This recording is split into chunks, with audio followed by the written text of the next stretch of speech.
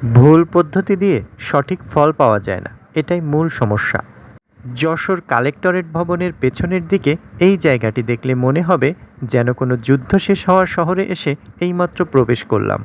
এখানে পরিত্যক্ত অবস্থায় পড়ে আছে motor bike, private car, microbus সহ নানা ধরনের ইঞ্জিন চালিত যন্ত্রপাতির ধ্বংসাবশেষ।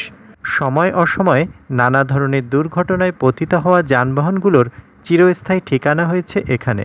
এছাড়াও লাইসেন্সবিহীন ও বিভিন্ন মামলায় প্রকৃত যানবাহনগুলোরও ঠাঁই মিলেছে এখানে। তবে যথাযথ সময়ে নিলামের ব্যবস্থা করলে হয়তো এগুলোকে এভাবে পড়ে থাকতে হতো না।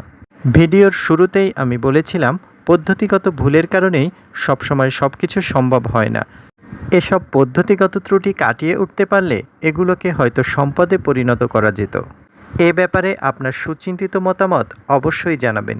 যশোরের এই জায়গাটি কে কে দেখেছেন এবং ভিডিওটি কেমন লাগলো তাও জানাবেন।